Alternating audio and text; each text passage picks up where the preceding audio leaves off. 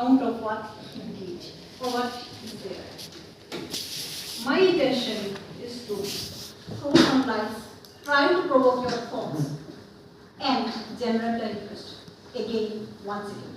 I'm using the word once again because all of us, we are so familiar, Madhavdeva is inside us. So, as I have already told, that all the scholars have already made the sectors, 4 sectors. The first is Akhyamulak or the descriptive ones. 2 major contributions, Rajokwi Kanda and the Adi Kand of Ramayana. I'm not going to describe too much. Who is the Petram, how many cantos, what are the chapters, these are all information only. But just for your information, I'm just telling you that Adi Kanda is, of course, the Adi Kanda of Ramayana. In the Sanskrit Ramayana, we know about the 5 and 7 chapters division. Debate is still going on whether the Adi and Uttara was there or not. Whatever, Adi Kanda was done by Madhavdeva and Uttara was his guru. Rajokwi, again, critically acclaimed kavya, lyrical verse, which was based on the Srimad Bhagavath from 69 to 74 chapters. The second sector of Madhavdeva's contribution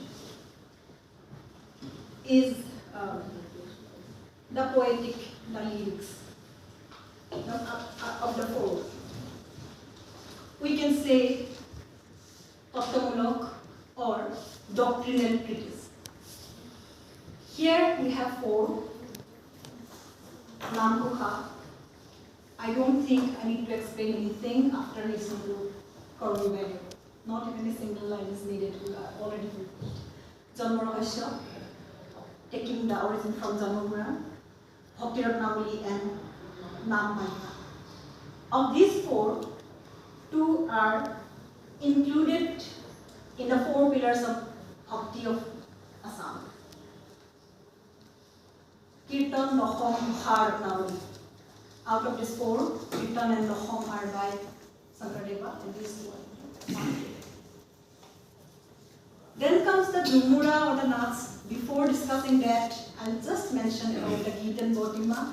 Again, I can skip the whole chapter because Sonali Vaidya has already mesmerized us with her poetry, rendering and presentation. So Madhavdeva's contribution, the Geet, the Bor Geets, and the Bhotima and the Nagar Geet. There are numbers, like some say these are 155, some say it is 157 Bor Geet. Sir, how many Nagar Geets? 9 Bhotimas, out of which 1 is the Bhotima, the 43 Nagar Geets. Thank you, sir. So these are the information. Then I will come to the last point, Jhumura or the Naat. I'm discussing it the last phase because I'm going to put emphasis on only one aspect. The reason is very simple. Time doesn't allow me. Another reason, of course, it has already been discussed for last chapter days. So many systems. The fifth. These Jhumuras and Naat, these are one act play which was originated from Sankardeva's literature. In the name of Madhavdeva, there are 9. In fact, there are more, but 9. Out of 9, 5. These 5, there is no doubt that those were composed by Madhavdeva. Other 4, there are some controversy whether they are written by Madhavdeva or not. These 9 are Arjun Pandi, which is the only Naat, not Jhumura.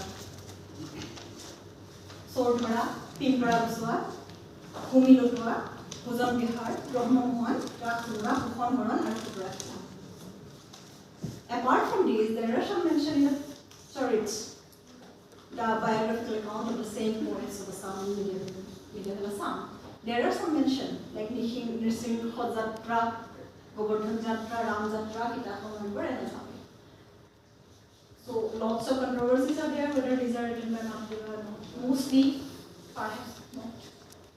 Some songs, some more songs, where the last line is written, Kohoya Matavodas is something like that.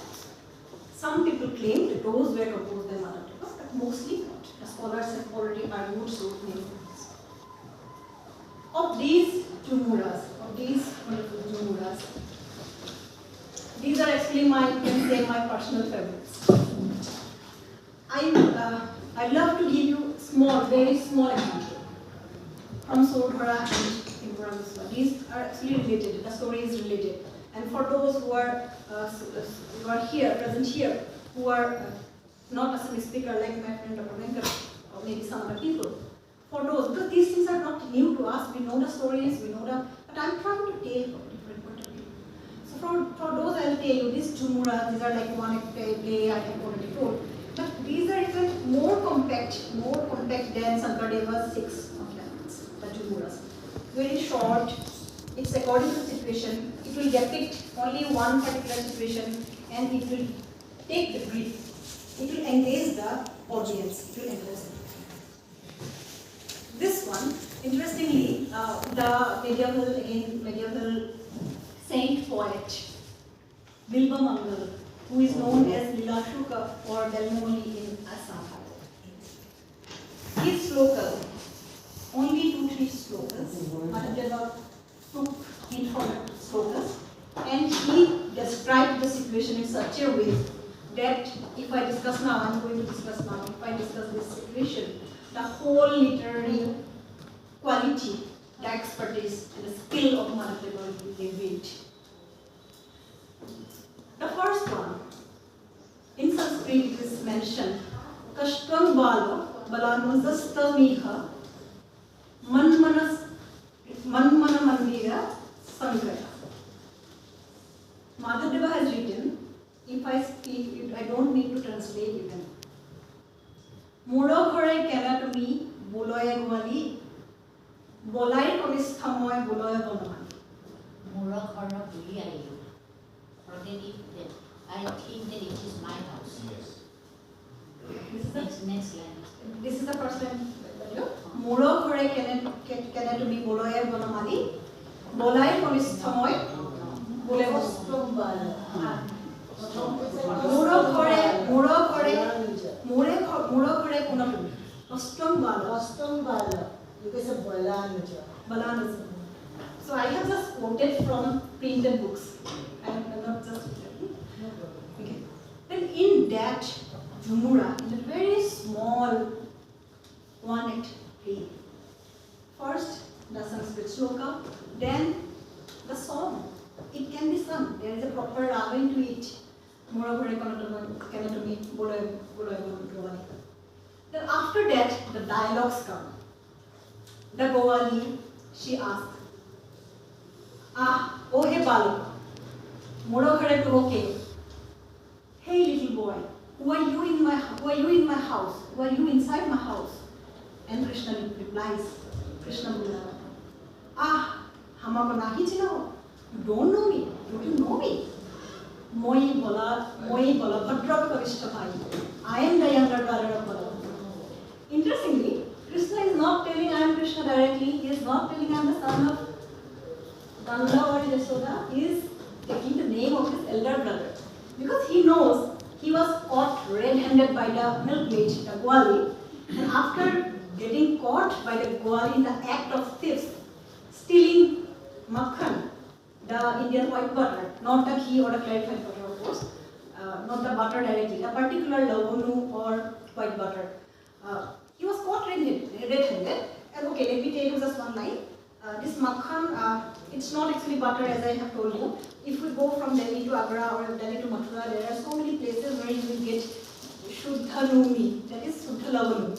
Shuddha Nomi is used the word in Maharashtra, but lavanu is not the makhan. I don't know why everywhere makhan is described in Assamese literature also, but as an Assamese I can tell I have never tasted butter, the real makhan in my life until I came to Delhi. I had amul butter, I had ghee, but not makhan, not lavanu, not noni. Okay, this is just for reference only because it is inside my mind, that's why I am telling you. Maybe because of the reason that Shankar Madhav and the other saint poets, they took from the medieval northern bhakti poets reference. Maybe that is the reason, so the word also came.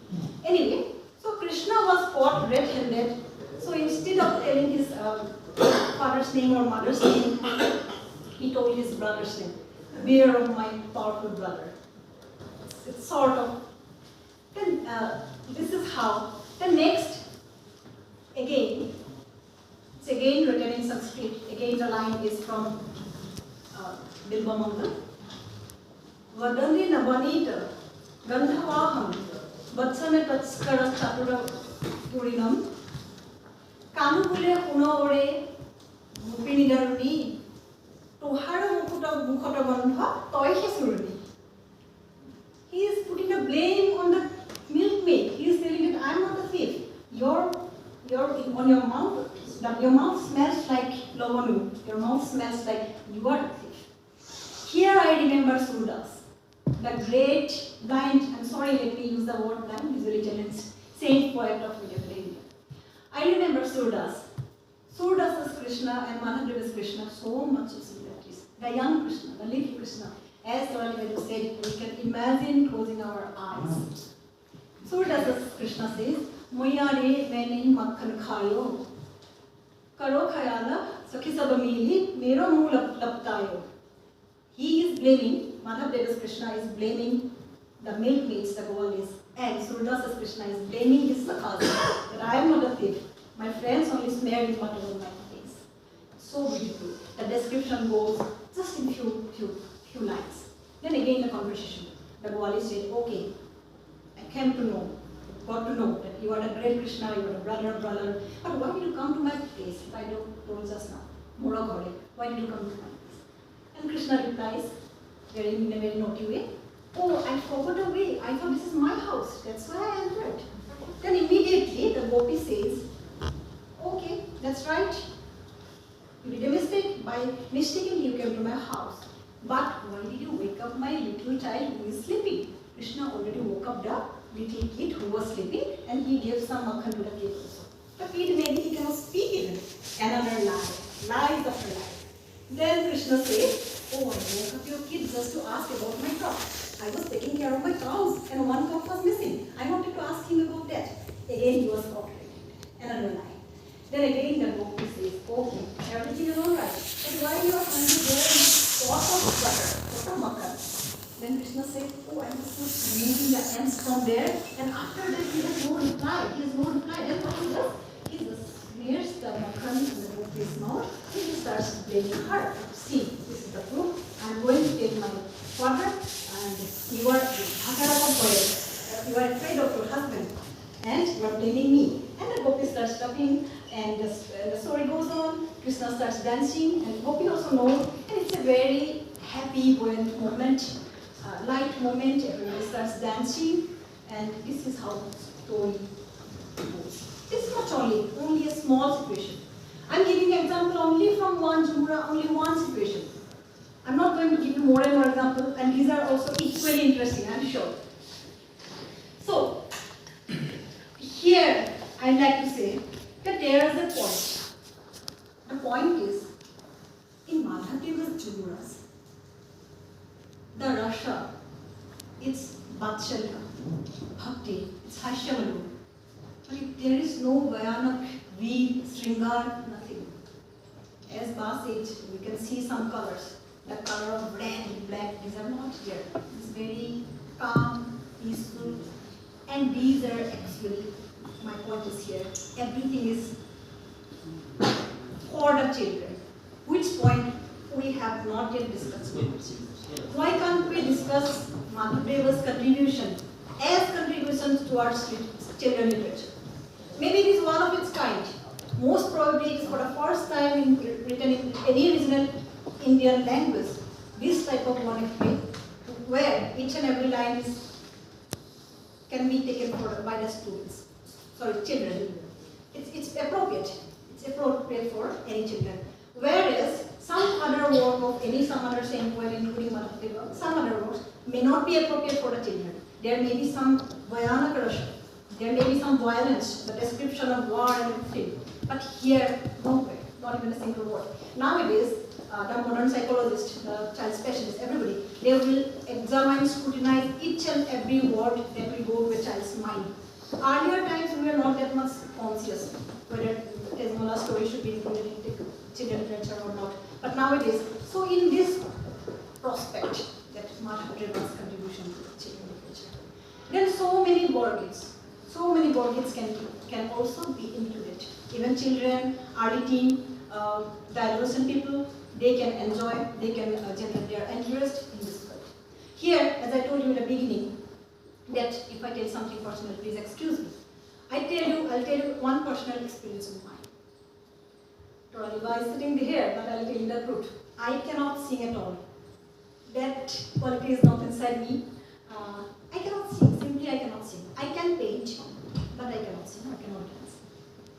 I became a mother, and my little baby, my infant, it was on my lap, and I was clueless what to do, because I cannot even sing 2 lines of a lullaby, not even Barite Gauri. What to do, how to put him into sleep. Surprisingly, I started rendering the Gokha. Though my voice is very bad, though I cannot sing as I have revealed. And surprisingly, it was a lull. It was a lull and the baby was asleep. And I discovered a trick. That means, Gokha, all the Kosas, these are, we have always discussed from a religious point of view, spiritual point of view, then why not this point of view? That the Kosas can be used as lullabies. Because of the rhythm, because of the tone, because of the lyric, whatever. It worked. It worked in my case. It really helped. So the Naam Gokha, all the Gokhas, these are inside each and every Assamese person's. So we cannot confine, we cannot discuss from only one aspect, the literary aspect or the cultural aspect. Now, I'll come to the last part of my paper because 2 more presenters are there. One presenter, I think, he will speak about the language. So I can skip that. Take any piece, just pick any piece of Madhav-Deva's literary work. It bears all the characteristics of all the bhakti literature or spiritual literature, everything. Or you can go on praising about the use of rhythm, alliteration, simile, metaphor, everything. So I'm just skipping that part. If you are interested, of course, I'd love to discuss, but because time doesn't permit me, I'll go to that last part. In the last part of my presentation, because esteemed guests are sitting here, maybe some outcome will be there. I have something in my mind. One is, we should focus more and more on translation. Whatever has been done is not actually enough. We need more translation. In 1957, Vrindavan Theological University published one bilingual Naam. It was done by Harmohan Das. I only have the information, nothing beyond that. I have not seen the book. In 1997, Saroj Datta translated Naam into English. But we need more. Then, what is in my mind? Why there is no animation film? Why can't we turn these Jumuras into animated films so that the new generation will be more interested? This is also in my mind. And this is, you can say, sort of proposal. And then, in the last, I would like to say, I gave example of Gokha. Similarly, Natargate and Borgate. Only one example. Because I cannot sing, I'll just tell you. Utho utho re bapu gopal he nishi boro kato velo. Komolo noyono guli khone khono jokhua dakitelo. The night is over. Wake up. She is telling her son Krishna. Then the word Gao Chali, yawning. The little Krishna is yawning. Gao Chali tezonindo. Just take a yawn and wake up, my little boy. Sabu Purusaku, Tumi Siruvani, Tumi he Bapu Golindo. You are the Lord. But interestingly, whenever I look at my little baby, whether it is a boy or girl, it's a boy, but even if it's a girl, you can see, if you have read Madhav-Deva, if you have listened Madhav-Deva, if you have talked something about Madhav-Deva, you will see that Gao Sali in the early morning. That is a wish. And that moment, It comes into my mind because I love art and painting like anything. All the works of Madonna and Child, Madonna Lita, Vinci, Botticelli, all the Renaissance artists and the sculptors, it comes all of a sudden, all comes into one line, that is Gao Saritezininda and the baby. Each and every baby, be it a girl or boy, in Assam, in India, it's Lord Krishna, it's little Krishna. This is the contribution of Mother Deva to us, to our nation-making process, and to our life. It cannot be confined only within books or in seminars or in lectures. This is what I would like to say. Otherwise, I know we order me to stop. So this much for today's presentation. I hope I am on time.